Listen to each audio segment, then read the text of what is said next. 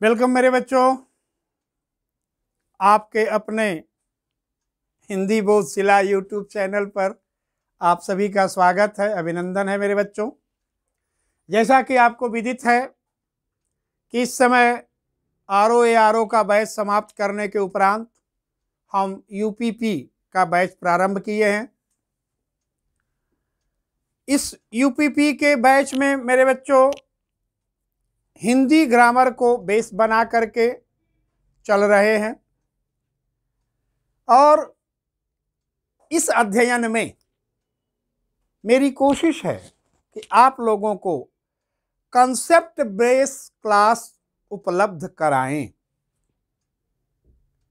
Concept base class उपलब्ध कराने का तात्पर्य यह है मेरे बच्चों कि अगर आपके पास कंसेप्ट क्लियर है तो आयोग द्वारा या किसी भी निकाय के द्वारा बनाए गए आपके प्रश्न पत्र में जितना ही घुमावदार प्रश्न आए आप उसका सही आंसर दे सकें, क्योंकि कंसेप्ट अगर क्लियर है तो क्वेश्चन का रूप मॉडल भी क्लियर हो जाएगा। और कंसेप्ट अगर हमारा क्लियर नहीं है मेरे बच्चों तो जरा सा हमारे रटे रटाए क्वेश्चन में थोड़ा सा परिवर्तन कर लेने से, क्वेश्चन को मॉडलाइज कर लेते ही हम उसका आंसर में घचपच करने लगते हैं। घचपच का मतलब समझ रहे हो, कंफ्यूज होने लगते हैं। और अगर मेरा कंसेप्ट क्लियर रहता है तो चाहे कितनों ही घुमावदार प्रश्न आए, कितनों ही उलझा करके पूछें, हम उसका सही उत्तर दे सकते हैं। तो इसी उद्देश्य को फॉलो करते हुए, इसी उद्देश्य को अपनाते हुए, आत्मसात करते हुए हम आपके सामने आज हिंदी ग्रामर का वह पार्ट जो उपसर्ग और प्रत्यय के नाम से जाना जाता है, आज हम आपके सामने प्रस्तुत कर रहे हैं उपसर्ग व प्रत्यय। उपसर्ग और प्रत्यय मेरे बच्चों ये शब्द निर्माण के तीसरी और चौथी विधा है। पहली विधा संधि, जिस पर हम लोगों ने चर्चा किया है। दूसरी विधा समास, तीसरा विधा आपका उपसर्ग, चौथा विधा है प्रत्यय। आज हम आपके सामने तीसरा और चौथा विधा यानी उपसर्ग और प्रत्यय की चर्चा करेंगे।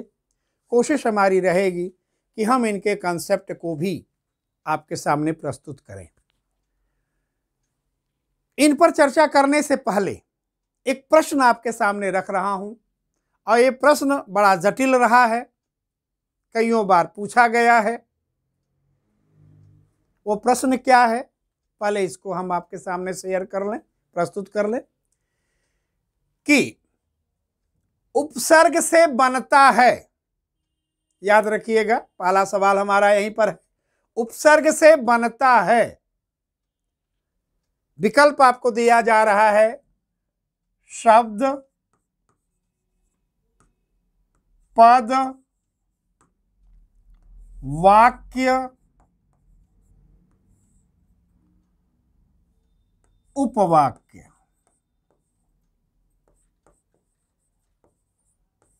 ये चार विकल्प आपके सामने है। इस चार विकल्प का उत्तर क्या है कि उपसर्ग से बनता है। ठीक है, यहां हमने लिख दिया उपसर्ग से बनता है।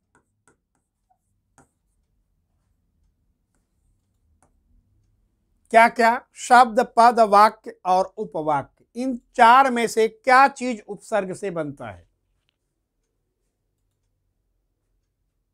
तो इसका आंसर क्या होगा मेरे बच्चों? शब्द। ठीक, क्योंकि उपसर्ग से शब्द का निर्माण होता है, अन्य किसी का नहीं। अब यहीं पर दूसरा क्वेश्चन भी है, इसी के साथ लगा हुआ सटा हुआ क्वेश्चन है। यह क्वेश्चन क्या है? प्रत्यय से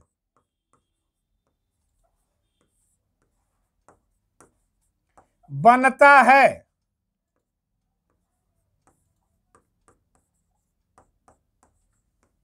प्रत्यय से बनता है, विकल्प वही है, विकल्प ज्यों का त्यों वही विकल्प है, केवल क्वेश्चन बदला है।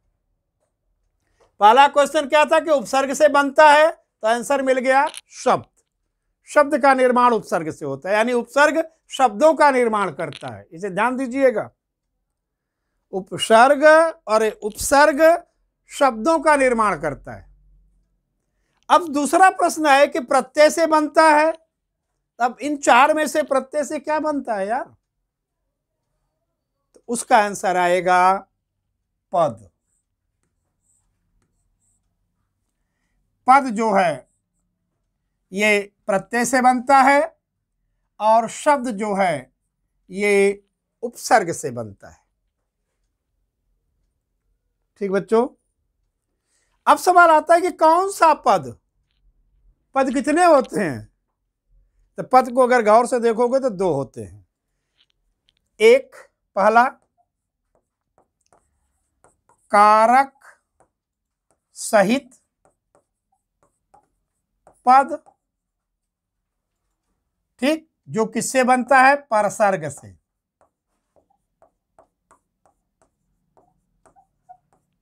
और दूसरा होता है कारक रहित पद। ये किससे बनता है? तो ये बनता है प्रत्यय से।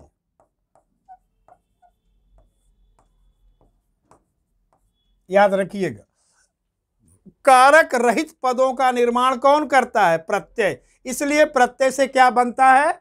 शब्द, अरे पद। प्रत्यय से पद और उपसर्ग से शब्द। ठीक बच्चों, तो ये प्रश्न कई बार आए हुए हैं, पूछे भी गए हैं, अतः इस पर हमने आपके सामने चर्चा किया, इसे आप गौर कीजिएगा, हो सकेगा तो आप इसको लिख लीजिएगा। अब आगे चलते हैं कि उपसर्ग और प्रत्यय, इनका आधार क्या है? उपसर्ग और प्रत्यय का आधार अगर पूछा जाए कि किन आधारों पर ये शब्द का निर्माण करते हैं, जैसे संधि के बारे में है कि संधि किन आधारों पर संधि करती है, तो वर्णों के आधार पर।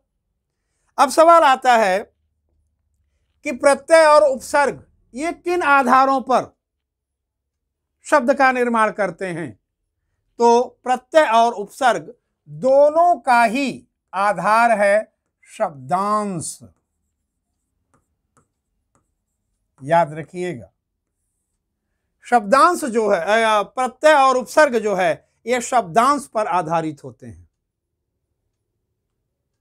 ठीक बच्चों, अब कैसे होते हैं ये हम आपके सामने प्रस्तुत कर रहे हैं। जैसे मान लो कि मैंने यहां पर एक शब्द लिखा योग।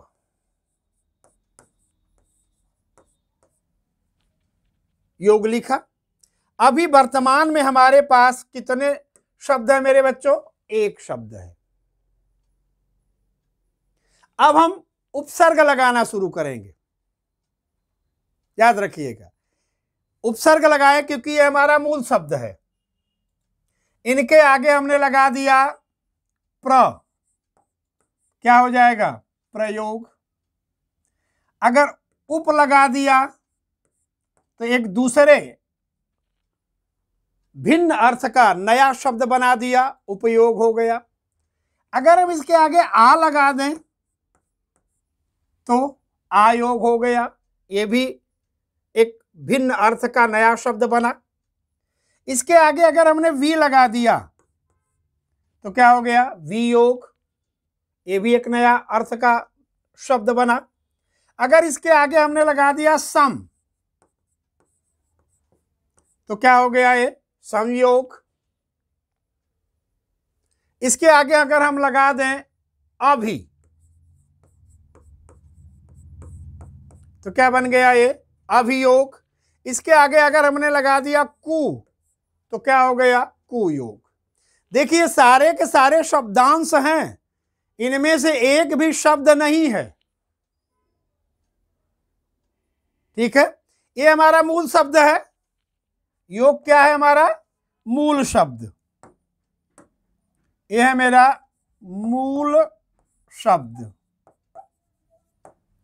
अब मूल शब्द के आगे जितने भी लग रहे हैं वो क्या लग रहे हैं? शब्दांश लग रहे हैं। अब मूल शब्द के आगे जो शब्दांश लगते हैं वो शब्दांश क्या कहलाएंगे? तो ये उपसर्ग कहलाएंगे। ठीक इसी तरह से मूल शब्द के अंत में भी शब्दांश ही लगेगा। अब पर यह शब्दांश क्या कहलाएगा? तो यह शब्दांश प्रत्यय कहलाएगा। मूल शब्द के आगे भी शब्दांश है, मूल शब्द के पीछे भी शब्दांश है, पर दोनों के नाम अलग अलग हैं, क्योंकि पदांते प्रत्यय, पद के अंत में जुड़ने वाला शब्दांश क्या कहलाएगा? प्रत्यय, और पद के आदि में जुड़ने वाला शब्दांश उपसर्ग कहलाएगा। तो ये जितने लगे हैं प्र, उप, आ, वि, सम, अभि, कु, इसी तरह से हम हजारों प्रत्यय अरे उपसर्ग लगाते चले जाएं। अब आप कह सकते कि सर हजार उपसर्ग तो होता नहीं भैया।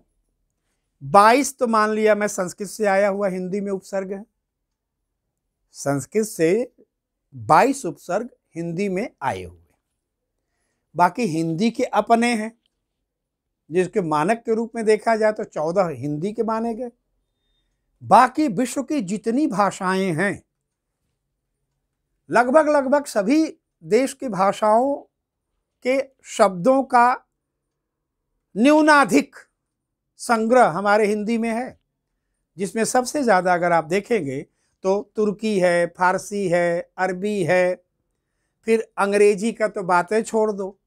ध्यान से अगर देखोगे तो वर्तमान में हम लोग हिंदी तो बोल नहीं रहे हैं।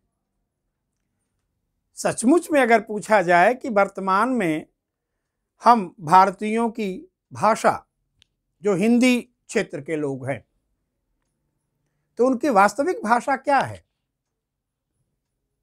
तो हम कह सकते हैं कि भैया ना तो हम हिंदी बोलते हैं और ना ही हम इंग्लिश बोलते हैं, ना ही उर्दू बोलते हैं, ना ही फारसी बोलते हैं, सब मिक्सअप हो गया। और उस मिक्सअप में अगर ध्यान से देखा जाए तो वर्तमान में सबसे ज्यादा अंग्रेजी का प्रभाव है। इसलिए हम कह सकते हैं कि वर्तमान में हमारी भाषा हिंग्लिश है, हिंग्लिश, आधा हिंदी और आधा इंग्लिश। ये नहीं कि पढ़े लिखों की ही यह भाषा है। गांव गिराव में चले जाइए, दूरस्थ जो ग्रामीण अंचल हैं वहां पर भी आप चले जाएंगे तो वहां की भी भाषा में देखेंगे कि अधिकाधिक अंग्रेजी के शब्दों का प्रयोग हो रहा है।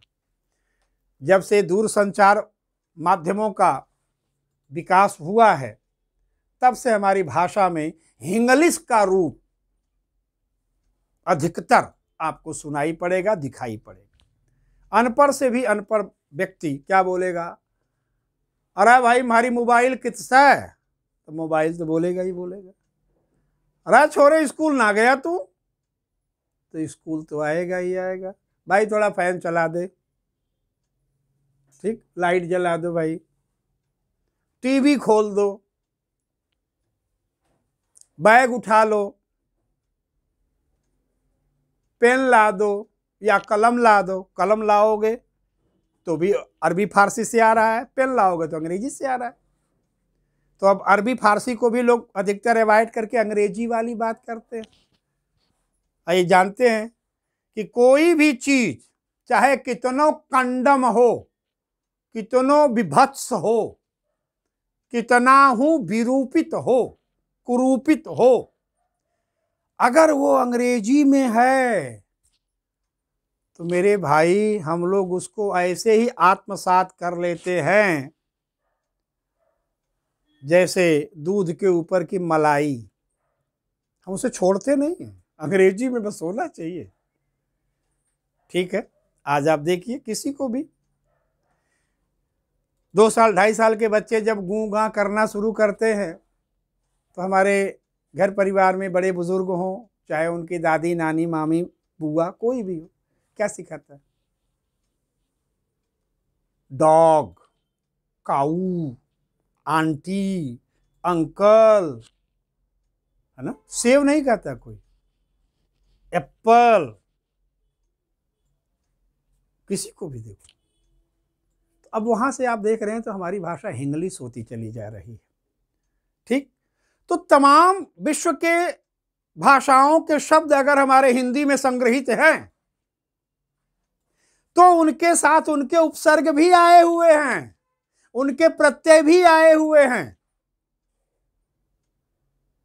ठीक है ना। जैसे इंस्पेक्टर के आगे क्या लगा दिया, सब इंस्पेक्टर, बोलते हो कि नहीं बोलते हो, तो उपसर्ग तो आ ही गया ना। हया अरबी फारसी, हया बेहया। इलाज अरबी फारसी ला इलाज, तो बेहया, बेशरम, बेईमान, बदतमीज, वो तो बद में आ जाएगा। तो सभी भाषाओं के अगर शब्द हैं तो सभी भाषाओं के उपसर्ग भी आए हुए होंगे। इस दृष्टि से अगर आप देखेंगे तो आपकी हिंदी में तमाम उपसर्गों का भरमार है। अतः जितने उपसर्ग आप आगे लगाते जाएंगे, मूल शब्द एक नए अर्थ के नए शब्द का निर्माण करता हुआ चला जाएगा। ध्यान क्या देना है कि वो शब्दांश मूल शब्द के आगे अगर है तो हम उसको उपसर्ग कहेंगे, और अगर मूल शब्द के अंत में है तो हम उसे प्रत्यय कहेंगे। अब आपको देखना है कि यहां पर ये शब्दांश उपसर्ग के रूप में हमने लगाया। अब चूंकि बोर्ड हमारा इतना ही बड़ा है भैया, इस नाते अब आगे नहीं बढ़ रहे हैं, अब हम प्रत्यय की तरफ बढ़ रहे हैं। ठीक है, प्रत्यय में जैसे योग है, अब इसके आगे अगर मैं लगा दिया ई तो क्या हो जाएगा, ये योगी। अगर इसके आगे हमने लगा दिया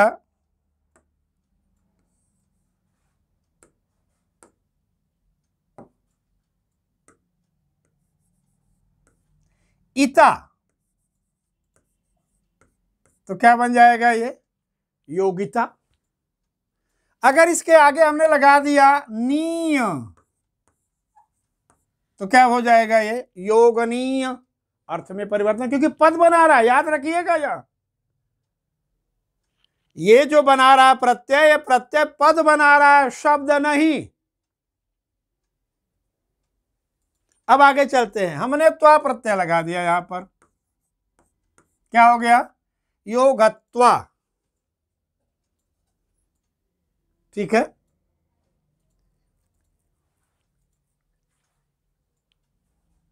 हमने यहां पर लगा दिया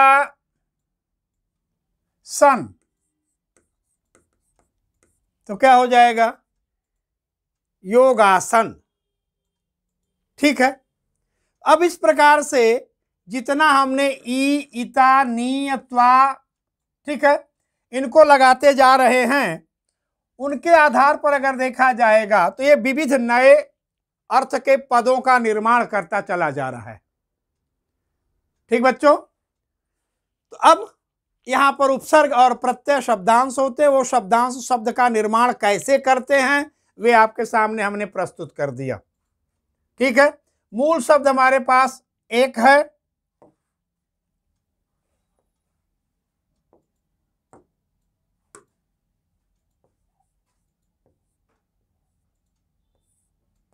मूल शब्द हमारे पास यहां पर एक है मेरे बच्चों, उसका नाम क्या है, कहें योग। मूल शब्द का नाम क्या है, योग। ठीक बच्चों, अब यहां पर देखिए मूल शब्द हमारे पास एक है। अब इसके बाद शब्दांशों से यानी प्रत्ययों से हम ये सारे के सारे शब्दों का निर्माण कर दिए, और इधर हम उपसर्गों के माध्यम से, ठीक है, इनका निर्माण कर दिए। तो अब मूल शब्द के आगे लगने वाला शब्दांश उपसर्ग कहलाता है, मूल शब्द के अंत में लगने वाला शब्दांश प्रत्यय कहलाता है। इनसे कैसे शब्दों का निर्माण होता है ये आपके सामने है। अब इनके बारे में थोड़ा सा हम चर्चा कर लें कि उपसर्ग और प्रत्यय होते क्या है। ठीक है ना, तो यहां पर मैं लिख रहा हूं उपसर्ग व प्रत्यय के लक्षण। अब देखना है मेरे कि उपसर्ग और प्रत्यय के लक्षण क्या है। तो पहला लक्षण है इनका, पहला लक्षण है कि ये शब्द नहीं, शब्दांश होते हैं। ये शब्द नहीं, शब्दांश होते हैं। दूसरा लक्षण क्या है इनका? तो ये श्रीमान जी कहते हैं कि इनका, इनका मतलब प्रत्यय और उपसर्ग का, इनका अपना कोई निजी अर्थ नहीं होता।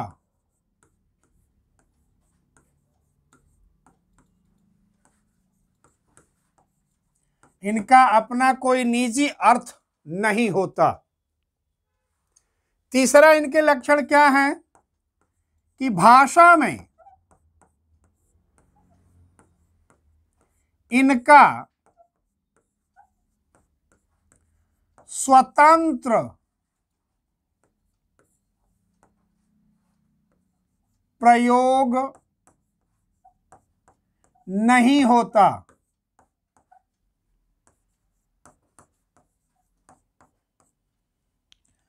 चौथा इनका लक्षण है मेरे बच्चों,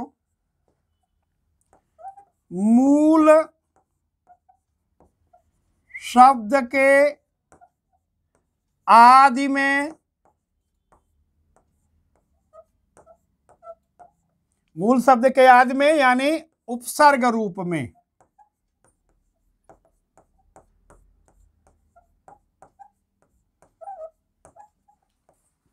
मूल शब्द के आदि में तथा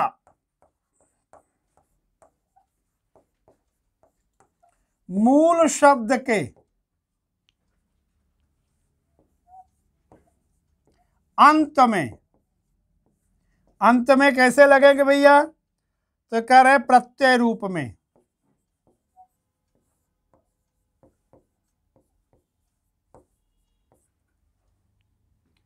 मूल शब्द के अंत में जुड़कर, जुड़कर मूल शब्द के, मूल शब्द के अर्थ से भिन्न अर्थ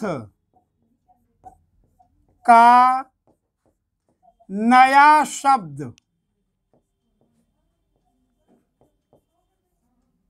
निर्मित करते हैं।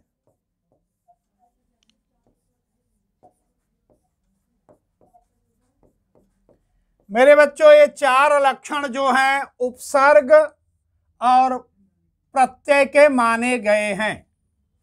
ये चारों लक्षण आपके सम्मुख है, ठीक है।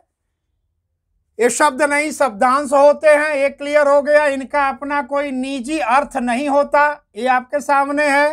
भाषा में स्वतंत्र प्रयोग नहीं है, ये आपके सामने है। मूल शब्द के आदि में उपसर्ग और अंत में प्रत्यय रूप में जुड़ करके नया शब्द निर्मित करते हैं।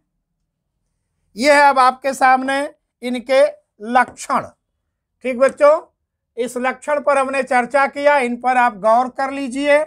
अगर कोई प्रश्न आपका इनके ऊपर बनता है, जो आपके यहाँ हमारे समझाने के उपरांत कोई डाउट आ रहा हो, तो आप हमें इस पर कमेंट भेजिए। हम आपके कमेंट और आपके प्रश्नों का समुचित सव्याकरण सप्रमाण अध्ययन उपस्थित करेंगे, प्रस्तुत करेंगे, दृष्टिगत करेंगे। ठीक बच्चों, तो इसी के साथ अब मैं क्लास को यहाँ विराम दे रहा हूँ। फिर अगले वीडियो में हम लोग मिलते हैं। तब तक के लिए बहुत बहुत धन्यवाद।